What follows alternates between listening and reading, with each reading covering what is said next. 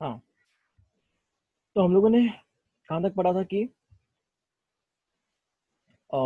Total fix cost क्या होती है, टोटल कॉस्ट क्या होती है, ठीक है। Total cost is equals to fix cost और वेरिएबल कॉस्ट मिला के टोटल कॉस्ट आती है, ठीक है। और एवरेज का मतलब क्या होता है, पर यूनिट, ये याद रखना, ठीक है। एवरेज मतलब पर यूनिट। सो अगर सपोज मैं बोलूँ एवरेज फिक्स कॉस्ट, तो fix cost per unit of output, ठीक है। एवरेज वेरिएबल कॉस्ट, तो total variable cost per unit of output, ठीक है।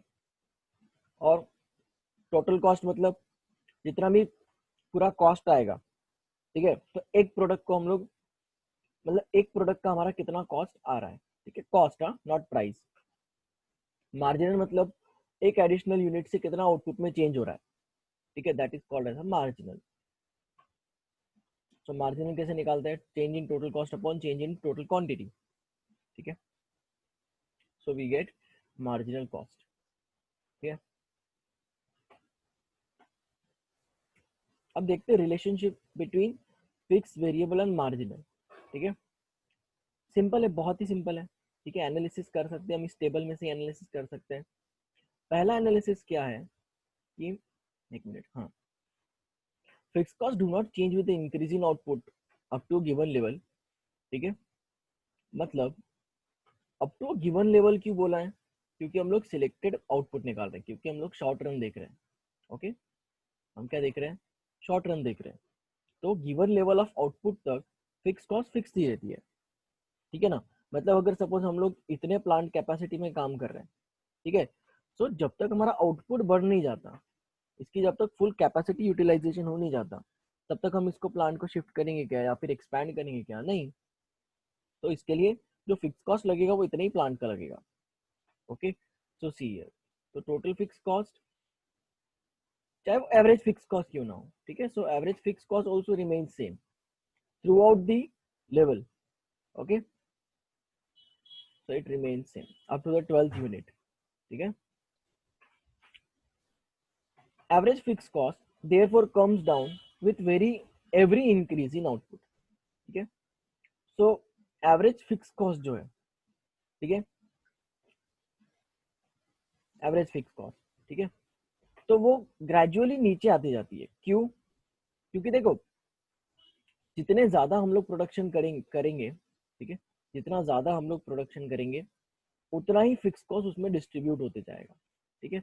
अगर अब सपोज हम लोग 3 यूनिट्स का प्रोडक्शन कर रहे हैं, तो वो 3 यूनिट्स में डिस्ट्रीब्यूट होगा, ठीक है। अगर हम सपोज हम लोग 10 यूनिट का प्रोडक्शन कर रहे हैं, तो वो ग्रेजुअली कम होते जाएगा पर यूनिट फिक्स कॉस्ट, ठीक है। सो एक चीज याद रखनी कि fix cost remains fix throughout, ठीक है।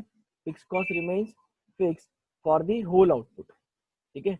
And fix cost declines per unit of output, ठीक है। when the output gets increased, so the average fixed cost gets declined or it gets decreased, ठीक है, ये याद रखना। दूसरा है variable cost increases but not necessarily in the same proportion as the increase in output. In the above cases average variable cost comes down gradually till 4th unit are produced, thereafter it starts increasing, okay। मतलब देखो variable cost पहले decrease हो रहा है, increase हो रहा है, okay. लेकिन जितने प्रोपोर्शन में आउटपुट चेंज हो रहा है, ठीक है, उतने ही प्रोपोर्शन में चेंज हो रहा है क्या, वेरिएबल कॉस्ट, नहीं। ये देखो यहाँ पे 1 से 2 यूनिट में जा रहा है, मतलब 50% चेंज, 100% चेंज हो रहा है, ठीक है। लेकिन यहाँ पे 100% चेंज हो रहा है क्या, देखो 100% होता तो यहाँ पे 50 से सीधा 100 हो जाता ना, ठीक है। सो थोड़ा कम प्रोपोर्शन में इंक्रीज हो रहा है वेरिएबल कॉस्ट, ठीक है, as the increasing. Sir yes पूछो। सेम प्रोपोर्शन में होना चाहिए ना सर चेंज, क्यों सेम प्रोपोर्शन में होगा, क्योंकि वन यूनिट के लिए जितना कॉस्ट आता है उतना ही सेकंड यूनिट के लिए भी आएगा ना। नहीं नहीं नहीं नहीं, फर्स्ट के लिए जब 50% आ रहा हो तो सेकंड के लिए भी 50% ही आएगा ना, क्योंकि एक ही कमोडिटी है ना वो। सुन सुन सुन देख, तू बाजार में गया, ठीक है, तू बाजार में गया, तूने ना एक डेयरी मिल्क खरीदा, ठीक है, कितना खरीदा, एक 5 वाला डेयरी मिल्क खरीदा, तेरे को कितना कॉस्ट आएगा, 5 रुपीज आएगा, 5 ठीक है। रुपीज। हाँ, तूने अगर पूरा बॉक्स डेयरी मिल्क का खरीदा, कितने रुपए में पड़ेगा तेरे को, अब बॉक्स में टोटल 20 क्वांटिटीज है, तो तू 100 रुपीज पे करेगा क्या, कि उससे कम पे करेगा। हाँ, थोड़ा उससे कम। हाँ हाँ, ठीक है, हाँ समझ में, यस। ठीक है।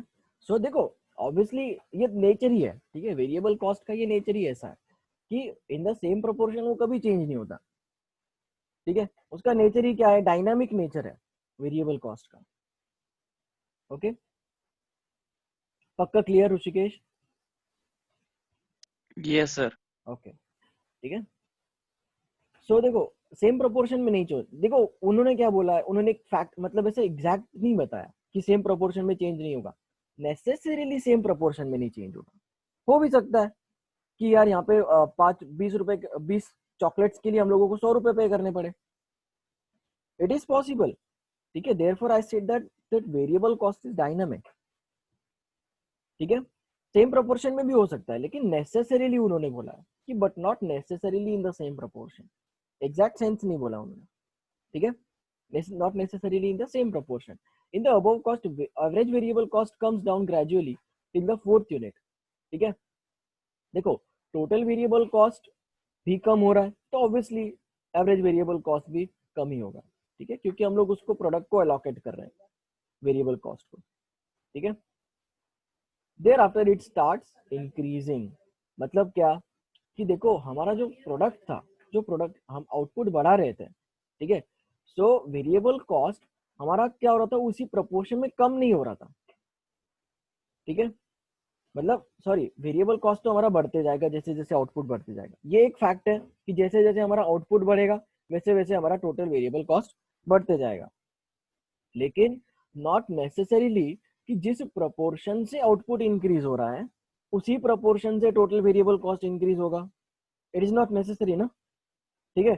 सो जिस प्रोपोर्शन में टोटल वेरिएबल कॉस्ट इंक्रीज हो रहा है with respect to total output, ठीक है, उसके हिसाब से हम लोग डिसाइड करेंगे कि एवरेज वेरिएबल कॉस्ट का नेचर क्या होगा, ठीक है, उस हिसाब से हम लोग डिसाइड करेंगे कि एवरेज वेरिएबल कॉस्ट का नेचर क्या होगा। सो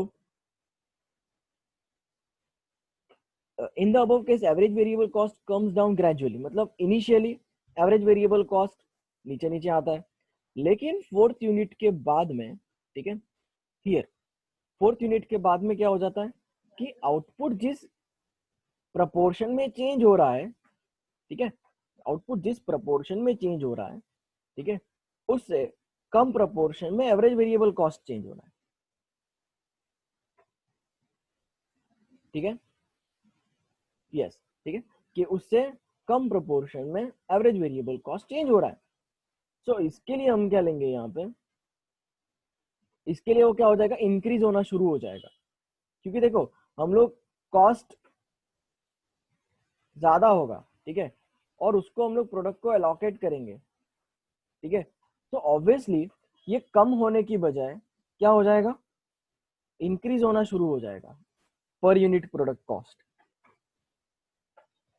सो इसके लिए thereafter it starts increasing per unit variable cost जो है या फिर average variable cost, it starts increasing.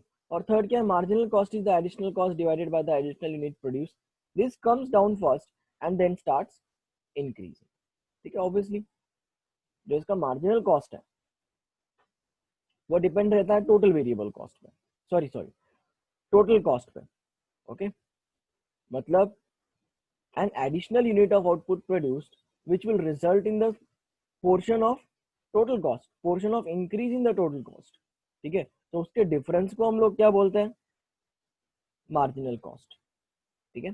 So marginal cost क्या होगा, पहले फॉल होगा, ठीक है, उसके बाद वो इंक्रीज होना शुरू हो जाएगा, आया समझ में, क्योंकि देखो टोटल कॉस्ट हमारा इंक्रीज होते जा रहा है, जैसे जैसे हमारा आउटपुट इंक्रीज होते जा रहा है वैसे वैसे हमारा टोटल कॉस्ट इंक्रीज होते जा रहा है, ठीक है। सो ये याद रखना है, फिर से मैं रिवाइज कर देता हूँ, फिक्स कॉस्ट ओवरऑल फिक्स रहता है, पर यूनिट डिक्लाइन होता है, ये याद रखो, ठीक है। वेरिएबल कॉस्ट इंक्रीज होता है, ठीक है, लेकिन not necessarily in the same proportion with increasing output. इतना याद रखो कि आउटपुट इंक्रीज ही हो रहा है, ठीक है। फिक्स कॉस्ट ओवरऑल फिक्स है, ठीक है, पर यूनिट डिक्लाइन हो रहा है। वेरिएबल कॉस्ट जितना आउटपुट इंक्रीज हो रहा है उतने प्रोपोर्शन में भले इंक्रीज ना हो, ठीक है, लेकिन फिर एवरेज वेरिएबल कॉस्ट पहले डिक्रीज हो रहा है, उसके बाद में वो इंक्रीज हो रहा है, ठीक है। और मार्जिनल कॉस्ट क्या होगा, पहले डिक्रीज होगा, ठीक है, उसके बाद इट स्टार्ट्स इंक्रीजिंग, ठीक है। Now what is the relationship between cost and marginal average and marginal cost, ठीक है। The relationship between marginal and average cost is the same as between any other marginal average quantity. The following are the points of relationship between the two. When the average cost falls as a result of increasing output, marginal cost is less than the average cost, ठीक है। यहाँ पे हम लोग देख सकते हैं, ठीक है, when average cost falls, ठीक है। हम लोग अभी देखो एवरेज कॉस्ट की बात कर रहे हैं, मतलब क्या कि एवरेज टोटल कॉस्ट की बात कर रहे हैं, ठीक है। ये रही, देखो इन दोनों के बीच का रिलेशनशिप बताया। तो जैसे जैसे एवरेज टोटल कॉस्ट फॉल होती है, ठीक है, मार्जिनल कॉस्ट भी उसके साथ में फॉल होना शुरू हो जाती है, लेकिन average total cost keeps on falling, ठीक है। Initially it keeps on falling, लेकिन मार्जिनल कॉस्ट इंक्रीज होते जाता है, ठीक है। Average cost as a result of increasing output, marginal cost is less than the average cost, ठीक है। सो जो मार्जिनल कॉस्ट है वो एवरेज कॉस्ट से कम होती है, ठीक है। मतलब ये देखो 1050 से 545 हो गया, मतलब अराउंड 500 का डिफरेंस आ गया, ठीक है, 500 का डिफरेंस आ गया। सो यहाँ पे डिफरेंस कितना है, 10 का डिफरेंस है, ओके। सो ये बोल सकते हैं कि average cost marginal cost is less then the average cost initially, ठीक है। ये याद रखना है, एक्चुअली एग्जाम में ये पूछते भी नहीं है कुछ, ठीक है। चलो शॉर्ट रन का कुछ पूछ लिया, लेकिन लॉन्ग रन का कुछ भी पूछते नहीं है। When average cost rises as a result of increasing output, marginal cost is more than average cost, ठीक है। फिर जब एवरेज कॉस्ट इंक्रीज होता है, ठीक है, जब एवरेज कॉस्ट इंक्रीज होता है तो marginal cost is more than average cost, ठीक है। फिर इसको याद कैसे रखना है, एवरेज कॉस्ट फॉल तो marginal cost less than average cost, ठीक है। और एवरेज कॉस्ट इंक्रीज होता है तो marginal cost is more than average cost, ठीक है। and when the average cost is minimum, then marginal cost is equal to average cost. In other words, marginal cost curve cuts the average cost curve at its minimum point, ठीक है। so जब हमारा average cost minimum होता है, ठीक है,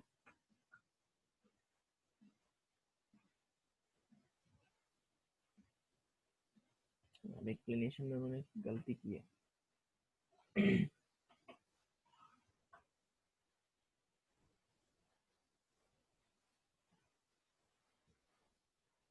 यहाँ का हम लोग को डिफरेंस निकालना पड़ेगा।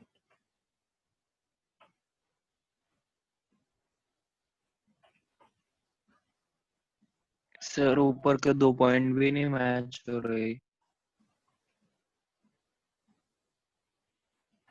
ये देखो ये मिनिमम पॉइंट है, ठीक है।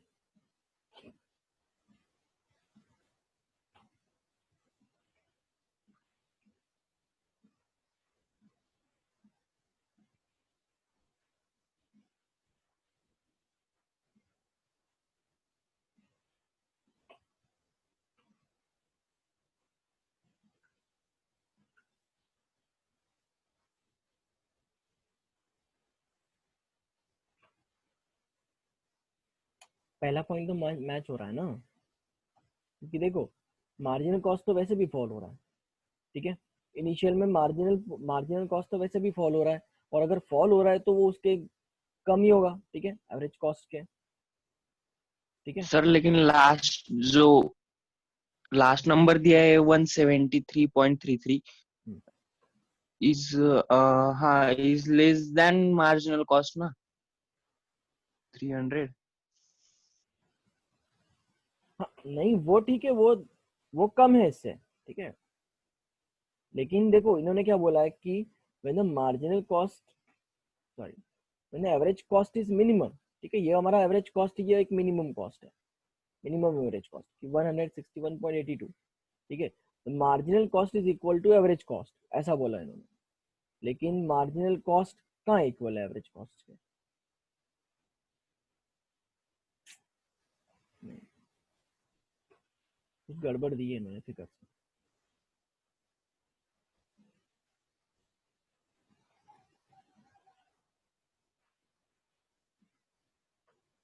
कि देखो एवरेज कॉस्ट, चलो ये मिनिमम हो गई, ये इंक्रीज हो रहा है, वो उसके पीछे रीजन है कि क्या ये एकदम मिनिमम पॉइंट होगा एवरेज कॉस्ट का, ठीक है। एवरेज कॉस्ट का मतलब क्या होता है? Per unit cost, total cost of per unit, ठीक है। सो वो एक पॉइंट तक ही मिनिमम रहता है, ठीक है, एक पॉइंट तक ही मिनिमम रहता है, फिर उसके बाद में वो इंक्रीज होना शुरू हो जाता है। क्यों? Because over utilisation of resources, ठीक है, ये ठीक है। लेकिन this should be equal to marginal cost, ठीक है, this should be equal to marginal cost. मतलब क्या कि हम लोग इसके आगे नहीं बढ़ा सकते एक एडिशनल यूनिट। देखो मार्जिनल कॉस्ट क्या होता है कि एक एडिशनल यूनिट से हमारा टोटल आउटपुट में कितना फर्क पड़ रहा है, ठीक है। सो एक यूनिट हम लोग यहाँ पे बढ़ा नहीं सकते, क्योंकि हम लोग अगर एक यूनिट बढ़ा देंगे तो हमारा मार्जिनल कॉस्ट बहुत ज्यादा इंक्रीज हो जाएगा, ठीक है। और ओवरऑल हमारा टोटल कॉस्ट भी इंक्रीज होगा, और अगर टोटल कॉस्ट भी अगर ज्यादा रेट से इंक्रीज हो रहा है तो हमारा एवरेज कॉस्ट भी इंक्रीज होगा, ठीक है। मेरे को ये थोड़ा सा खटक रहा है, ठीक है, कि ना ये मार्जिनल कॉस्ट और average cost at minimum point it should be equal, both should be equal, ठीक है। फिर यहाँ पे 110 देना चाहिए था इन्होंने। ठीक है चलो देखते हैं।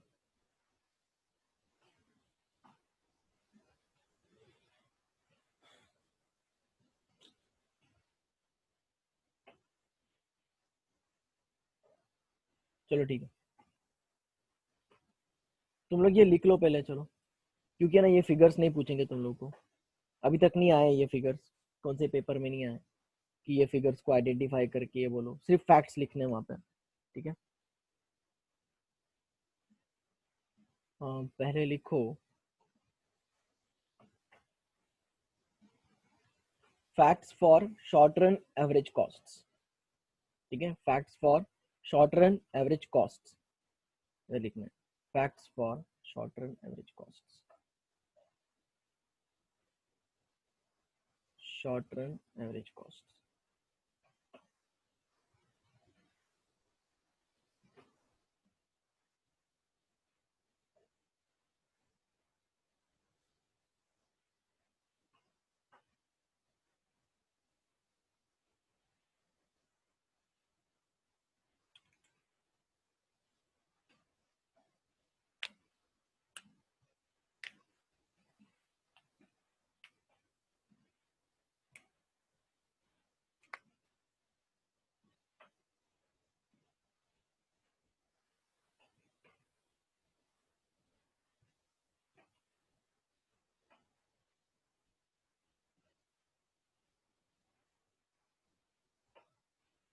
देखा, facts for short run average cost, इसको मैं चेंज कर देता हूँ।